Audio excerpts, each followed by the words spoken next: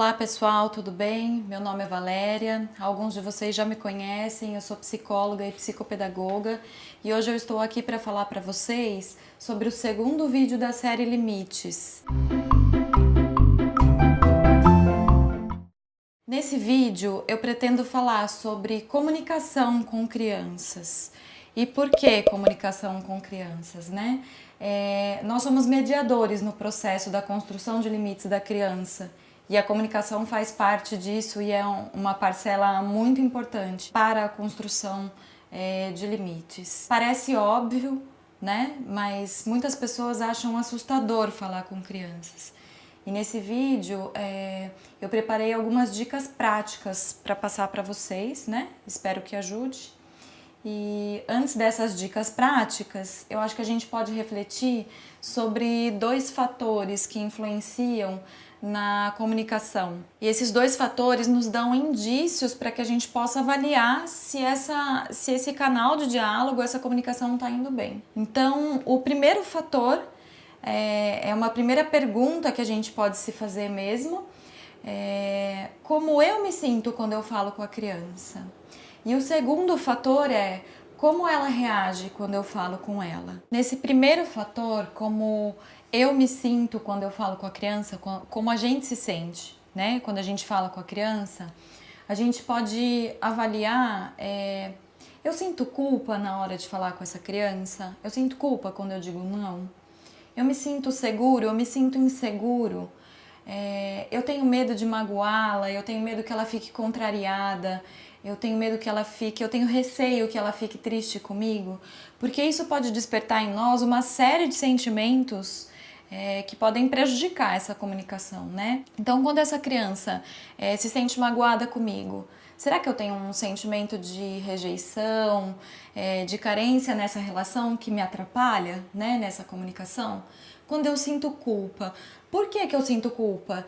Será que na minha vivência, na minha experiência pessoal, ao longo da minha vida, das nossas vidas, das experiências de infância, nós nos sentimos frustrados sempre e não conseguimos lidar com essa frustração e a gente não quer que a criança sinta também isso, né? Então, assim, a gente tem que pensar e tentar identificar tudo que está por trás do que a gente fala. Por trás, o sentimento mesmo. O que a gente sente a hora que eu estou falando com a criança? Nós podemos avaliar também outras coisas que estão por detrás da nossa fala com a criança, né? Eu consigo falar de igual para igual com ela, igual para igual no sentido de não subestimá-la, de respeitá-la, de perceber que ela é uma criança que não demanda só cuidados e atenção, não é somente um ser frágil, porque eles são sim, né? A criança é esse ser frágil que precisa de cuidado e de atenção, mas ela é muito mais do que isso, né? Então a criança pensa, ela sente, ela tem vontades, ela tem desejos. Será que eu não subestimo a criança nesse momento que eu estou falando com ela? Ela tem essas vontades e desejos porque isso faz parte do universo infantil, né? Toda criança tem. E horas vão poder ser atendidos e outras horas não. Então, tudo isso faz parte da gente avaliar a comunicação que a gente tem com ela. Ainda na questão de como eu me sinto quando eu falo com ela, ou eu avaliando, né, como eu levo essa informação para a criança, a mensagem que eu quero passar, que eu quero transmitir, que vocês querem passar, que vocês querem transmitir, será que nós fazemos somente perguntas para essa criança com medo justamente de contrariá-la, de que ela fique chateada com alguma coisa que a gente fale, né? Então, por exemplo, quando eu quero dar um direcionamento, uma orientação para essa criança, eu não posso fazer uma pergunta tipo: você quer tomar banho? Eu preciso dizer para ela: olha, você precisa tomar banho. Quando eu faço uma pergunta no momento que eu quero dar um direcionamento, eu tô abrindo brechas, né, para que ela faça somente o que ela deseja naquele momento, o que é vontade dela. E eu vou ter que dizer para ela: olha, não dá para você ficar sem tomar banho caso ela responda que não quer. Não dá, porque faz parte de você cuidar da sua saúde, ao seu bem-estar, né? Então, assim, tem hora que a gente pode fazer perguntas para ouvir, para respeitar o sentimento dessa criança, o desejo dela, o que ela quer, e tem hora que a gente tem que ser mais diretivo, né, na hora que a gente fala. Então, eu ainda estou pensando nesse primeiro fator, né? Porque a minha insegurança me faz fazer somente perguntas também.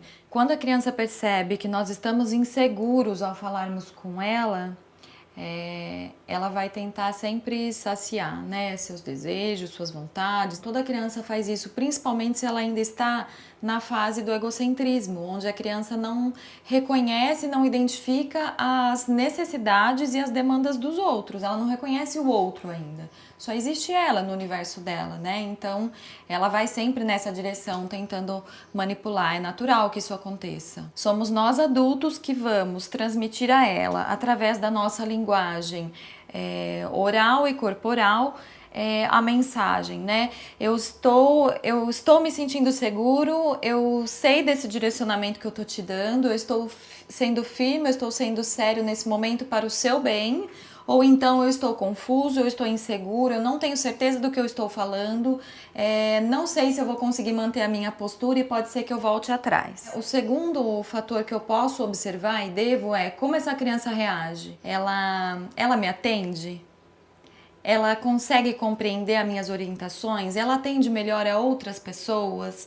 Ela consegue seguir as orientações e compreender quando eu falo de uma determinada maneira? Ela atende melhor ou em determinados momentos? Então, o que eu faço de diferente quando a coisa funciona e quando a coisa não funciona, né? Que eu percebo que não funciona.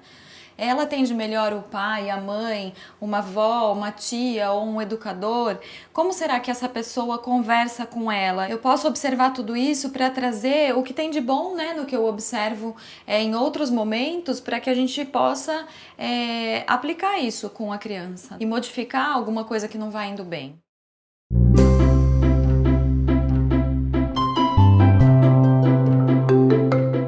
Bom, agora eu vou deixar aqui para vocês algumas dicas mais práticas para auxiliar nessa comunicação. Lembrando que essas dicas, elas funcionam, geralmente funcionam bem para crianças que não têm outros tipos de transtorno, né? Elas têm apenas dificuldades com limites. A primeira dica, que também muita gente já conhece, parece óbvio, mas na hora de aplicar e de fazer, às vezes a gente passa por algumas dificuldades, né? Em relação a isso, falar sempre na altura da criança, olhando nos olhos, e pedir para que ela olhe nos nossos olhos também. Muitas vezes a criança ela olha num primeiro momento, depois ela desvia o olhar, ela se dispersa e é necessário que a gente retome isso com ela, e se preciso até segure carinhosamente no rosto e direcione o olhar dela para o nosso. Sempre chamá-la para isso. Uma segunda dica essa criança ela consegue se controlar? Ela controla o corpo dela quando ela fala com você, né? Como é que ela fica? Ela corre, ela levanta, ela fica pulando, ela fica olhando para cima, ela fala sobre outras coisas, né? Então, assim, como que acontece isso? Porque a gente precisa esperar a criança e orientar ela para ela se aquietar, para ela se acalmar, para que ela possa se sentar num lugar confortável ou pelo menos controlar o seu corpo, né? E a gente tem que chamar ela de volta para ficar atenta com isso, porque ela também se dispersa facilmente. E vamos retomar também quantas vezes forem preciso. A terceira dica nós podemos pensar numa situação onde a gente está num local público. Sempre que nós estivermos num local público com a criança, esse local ele pode oferecer diversos estímulos, né, do ambiente externo, barulhos, pessoas passando, imagens, movimentação, e isso pode dispersar a criança facilmente, né? Então, num local público, a gente procura sempre um ambiente um pouquinho mais reservado, um cantinho, né, para conversar com as crianças, e pensando não somente na possibilidade da dispersão delas, mas pensando também em a gente não expor as crianças, né, para que elas não se sintam envergonhadas ou não fiquem incomodadas em frente de outras pessoas. Quarta dica falar sempre devagar, pausadamente, com um vocabulário que ela entenda. Pergunte se ela entendeu o que você está falando, se ela compreendeu.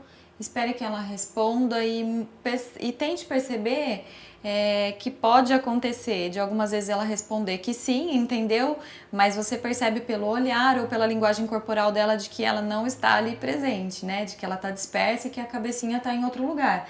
Então, assim, se você achar que isso está acontecendo, peça para ela repetir o que você falou. 5. Explique sempre suas razões, argumente e comunique para ela honestamente sempre suas decisões. Fale a verdade para ela. Isso gera um laço de confiança, um vínculo de confiança. 6. Use sempre o seu tom de voz normal para falar com a criança. Muitas vezes nós falamos de uma maneira infantilizada com a criança, né? E será que nesse momento ela está entendendo qual é o nosso papel para ela? A gente não está invertendo papéis? Será que isso é falar de igual para igual com a criança? Porque você fazendo isso, né? Nós fazendo isso, damos margem para ela falar assim conosco também. 7. Se nós estivermos muito nervosos ou alterados, né, não é um bom momento para a gente falar com essa criança. Então a gente precisa esperar um tempo, esperar que a gente se acalme, ou se a criança estiver assim, esperar que ela se acalme para depois a gente retomar. E aí eu posso dizer para ela, eu devo dizer, olha, eu não estou bem nesse momento para conversar com você e nós vamos ter que retomar em breve. E atenção, que esse breve seja breve mesmo, né? Que a gente não se esqueça, que a gente não deixe para o dia seguinte, que a gente não vá conversar com ela muitas horas depois, porque dependendo da idade da criança, ela não vai nem se lembrar mais do ocorrido, né? E se de fato ela fez alguma coisa que não foi legal, a gente precisa retomar. 8. Se você estiver triste ou chateado com a criança, você pode dizer isso a ela, né? Faz parte da gente ser honesto com ela. Mas nunca diga que você está triste com ela, e sim com o comportamento dela, né? Não diga que você não gosta dela ou que aquilo foi feio, simplesmente assim, né? Porque a criança pode interpretar que nós estamos dizendo que ela é feia, que ela nos decepcionou pela pessoa que ela é. E não é isso que a gente quer dizer. A gente quer dizer que aquele comportamento dela, naquele determinado momento, naquela determinada situação, não foi legal, né? E que a gente não gostou do comportamento.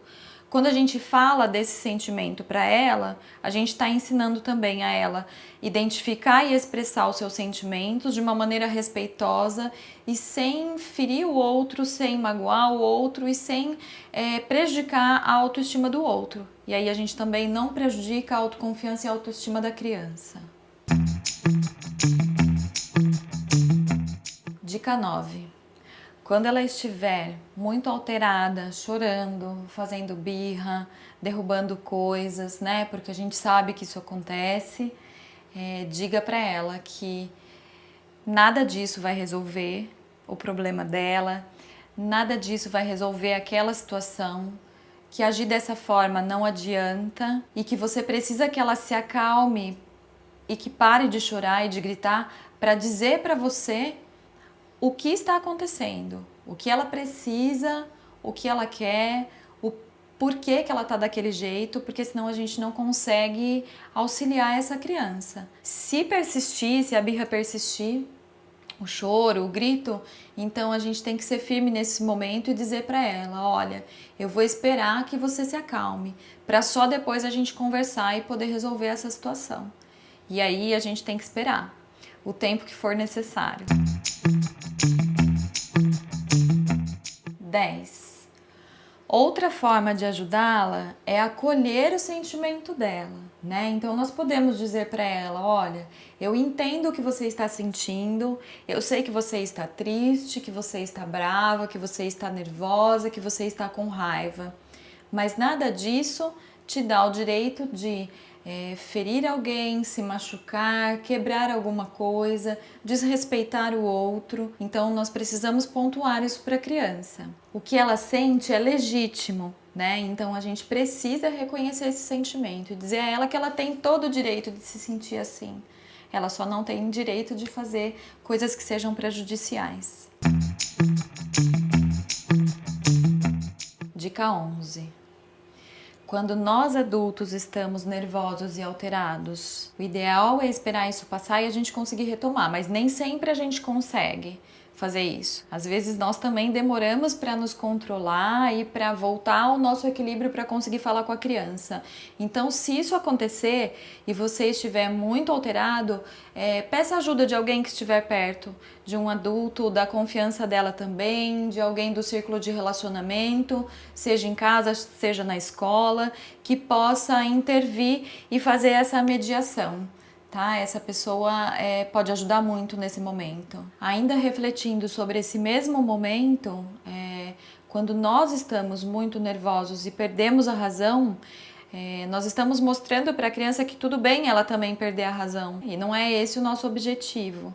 Muitas vezes, quando ela percebe que nós perdemos o nosso equilíbrio, nós transmitimos a ela de uma maneira inconsciente insegurança, medo, e mostramos para ela que nós não estamos prontos para lidar com essa questão dela, para ajudá-la nas suas questões.